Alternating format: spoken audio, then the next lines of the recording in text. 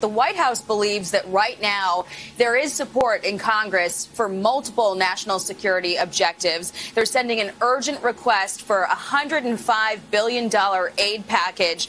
The president last night in an Oval Office address underscoring why this is a necessary investment. Hamas and Putin represent different threats, but they share this in common. They both want to completely annihilate a neighboring democracy. It's a smart investment that's going to pay dividends for American security for generations. Help us keep American troops out of harm's way. Help us build a world that is safer, more peaceful, more prosperous for our children and grandchildren. Includes money for Israel, border security, Taiwan and the Indo-Pacific, humanitarian assistance, but the bulk of this money would go to Ukraine. It's a larger amount that is expected to cover them for about a year, as getting votes for more frequent, smaller packages has become pretty difficult among House Republicans. But some in the Senate also took issue with the president's delivery. Why is Joe Biden going on national television and selling people on a Ukrainian escalation when Joe Biden is talking about the terrible tragedy in Israel? It is a separate country and a separate problem. I think what the president did is completely disgraceful. If he wants to sell the American people on $60 billion more to Ukraine, he shouldn't use dead Israeli children to do it. It was disgusting. But getting this aid package passed in Congress, of course, is still facing a very uncertain timeline with no speaker in the House, guys. Jackie, real quickly before I let you go, I saw the White House statement about the special operators photo that they released of the Delta Force. It was insufficient. Are we going to hear anything about these soldiers? Because their identity is now out for the terrorists overseas. Many of them that they have killed themselves. So is the White House going to address this?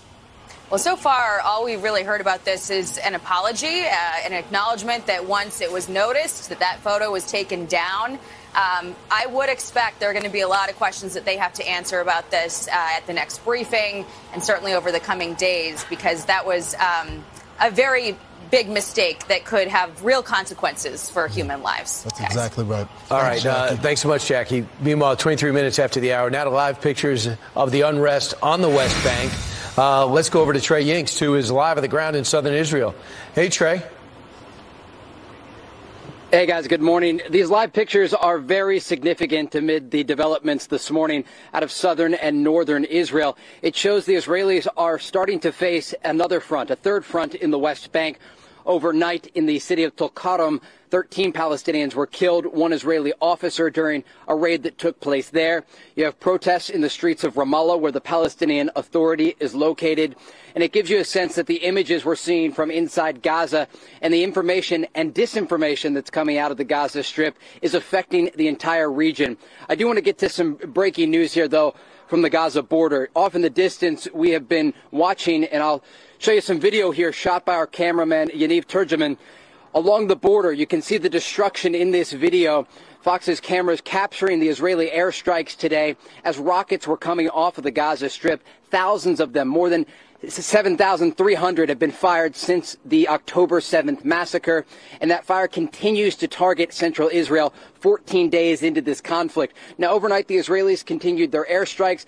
They have been taking out top Hamas officials from both the military wing and the political wing of the organization.